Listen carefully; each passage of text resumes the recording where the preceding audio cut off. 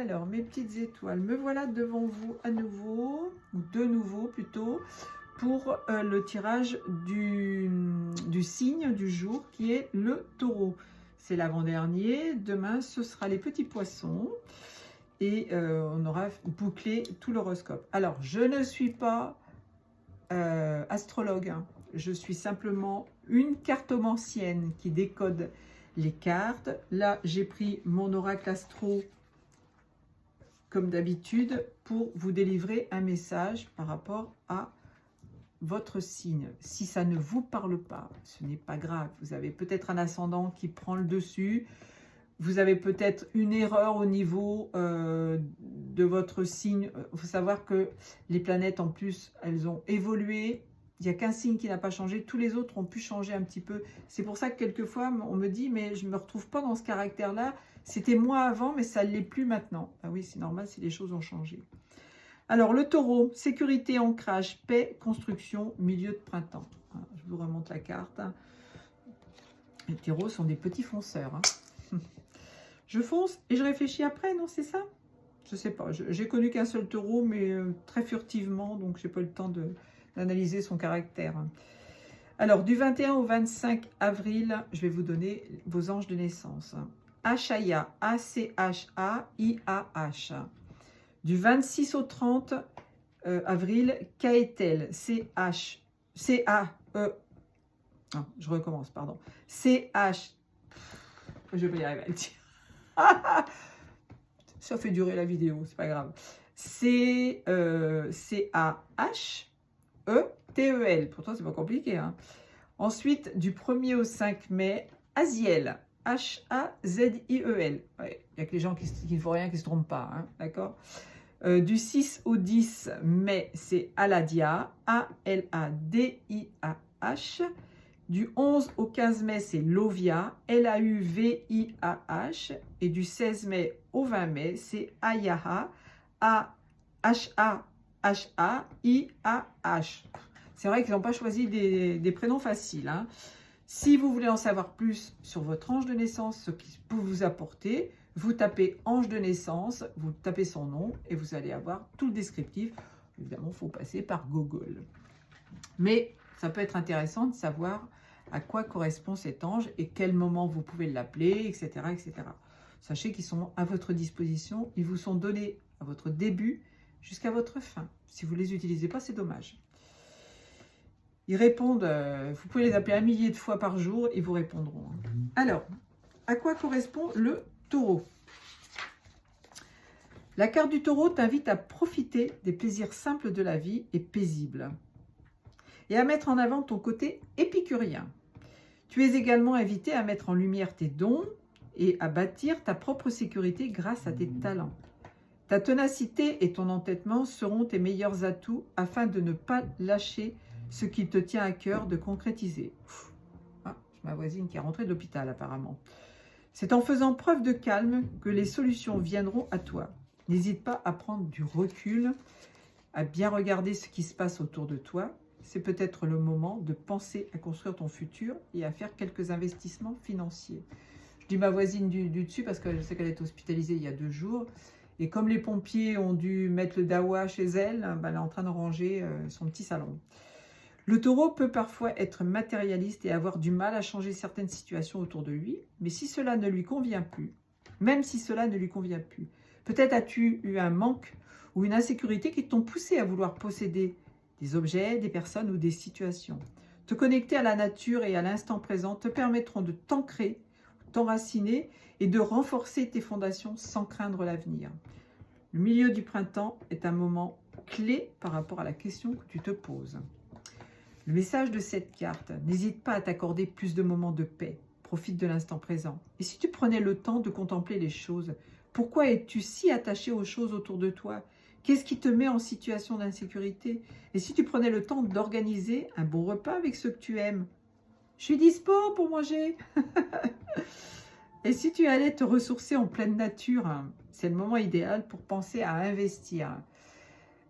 C'est marrant parce que cette carte-là que je viens de lire, j'ai fait le tirage ce matin. Alors, si vous ne savez peut-être pas, si vous venez simplement voir l'horoscope, je fais aussi des tirages spirituels que je mets en ligne sur YouTube, sur Instagram, sur Telegram, sur Facebook, sur X. Hein. Donc, vous pouvez retrouver toutes mes vidéos tous les jours. J'ai parlé exactement des mêmes sujets. Hein. Donc, allez voir. Petite marche arrière. N'hésite pas à t'accorder donc plus de moments de paix. Pense à investir. Pardon. Voilà, j'ai fini. Donc, je reviens à la maison 8. Donc, la carte qui est sortie, c'est la maison... Je suis un peu désordre aujourd'hui, excusez-moi. Je me recentre. La maison 8. Secret, renaissance, intimité et l'argent des autres. Oh, serais-tu un profiteur? La maison 8 représente ton rapport aux dépossessions, à l'argent des autres, aux héritages, à l'argent partagé dans le couple, etc. Et la façon dont tu le gères.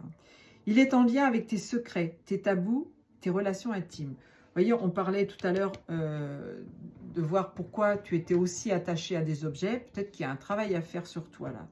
Si tu as tiré cette carte, c'est que tu dois prêter une attention toute particulière au fait d'être moins dans le contrôle et d'aller plus vers le lâcher-prise dans ton quotidien et ton intimité.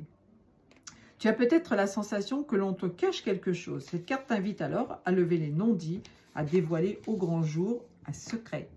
Cette carte vient aussi te rappeler que chaque obstacle et chaque perte rencontrée sur ton chemin te conduisent vers une nouvelle évolution et renaissance intérieure. Oui, je vous ai parlé dans le tirage d'avant de vous ramener à votre centre, de communiquer avec votre âme, effectivement aussi de travailler sur une blessure, sur le manque, sur l'abandon, sur etc. Donc c'est tout à fait d'équerre. Hein. Quel rapport entretiens-tu avec ta vie intime? Y a-t-il des choses que tu veux changer dans ta vie? Ressens-tu le besoin de te débarrasser de choses superflues? On a besoin de faire le ménage dans son appartement ou dans sa maison. On doit, logiquement, quand on a des vêtements qu'on n'a pas mis depuis plus de 6 mois, on doit pouvoir s'en débarrasser. Ça veut dire que c'est passé de mode, ça ne vous va plus, ça ne vous convient plus, vous avez grossi, vous avez maigri. Il est peut-être temps de vous débarrasser de ces énergies-là qui, finalement, vous plombent. Alors, le message de cette carte, tu vas probablement recevoir de l'argent venu d'un tiers. Ah, c'est un héritage qui va vous arriver, là, c'est sympa ça. Le secret va peut-être t'être dévoilé. Un secret. C'est le bon moment pour te libérer de ce qui ne te convient plus. Chaque crise existentielle est là pour te faire rebondir et gagner en force intérieure. La carte du jeu précédent, il y avait la force intérieure. C'est un truc de dingue. Tu rentres dans une période transformatrice et régénératrice. Et si tu te reconnectais à ton intimité? Wow, c'est magnifique ça. Et la lune noire, alors ça fait 2 fois qu'elle sort cette semaine, la lune noire. Il y a des peurs chez toi, il y a des peurs ancestrales, peur parce que dans une vie antérieure, tu as eu du manque, il y a eu quelque chose qui... C'est bizarre, je viens d'avoir un bruit là qui n'est pas normal. Bon. La lune noire se prénomme également Lilith. Je crois que c'était hier ou avant-hier que j'ai eu celle-là. C'est la déesse des mystères et des transformations. Elle représente les blocages et les peurs que tu as pu vivre dans tes vies antérieures. Tu vois, je viens de te le dire. Et qui peuvent encore être présents dans ta vie actuelle. Elle vient également lever le voile sur tes peurs profondes et obscures afin que tu puisses les mettre en lumière et les transmuter. C'est important de travailler sur son karma, de travailler sur ses vies passées. Voir ces situations depuis ta naissance dans cette incarnation. Si tu as tiré cette carte, c'est que tu dois prêter une attention toute particulière à ce qui te bloque actuellement ou a pu te bloquer par le passé. Elle t'invite à te confronter à tes peurs les plus sombres afin que tu les transmutes et que tu les surmontes pour pouvoir les transformer en force. As-tu la sensation de ressasser certaines peurs? As-tu actuellement des angoisses qui remontent à la surface? Le message de cette carte, tu es en train de te confronter à certaines peurs enfouies pour les débloquer. Qu'est-ce qui déclenche des peurs? N'hésite pas à exprimer tes blocages et peurs à ton entourage ou à un spécialiste pour t'aider à les libérer. Une peur peut être aussi une sonnette d'alarme face à un danger ou à une menace qui se présente à toi. Tu peux avoir besoin d'aller vers quelqu'un, vers une situation, et puis là, tu es bloqué, tu as peur. Tu as peur de prendre l'avion, par exemple. Ça t'est jamais arrivé? Tu veux prendre l'avion, puis là, tu te dis, oh non, mais je sais pas, j'ai une peur intérieure qui fait que tu as vécu peut-être un crash dans une vie passée, peut-être que le dernier vol, ça s'est mal passé, donc ça te freine. Ça, il faut le libérer pour pouvoir justement passer au-dessus. D'accord? Allez, je vais m'arrêter là pour ce petit signe du taureau. Et puis, je vous souhaite plein de bonnes choses. Pensez à prendre soin de vous, à vous recentrer sur vous et à faire le travail puisqu'on vous demande de le faire là. Si ça ne parle pas à tout le monde, c'est pas grave. Hein. Je vous aime.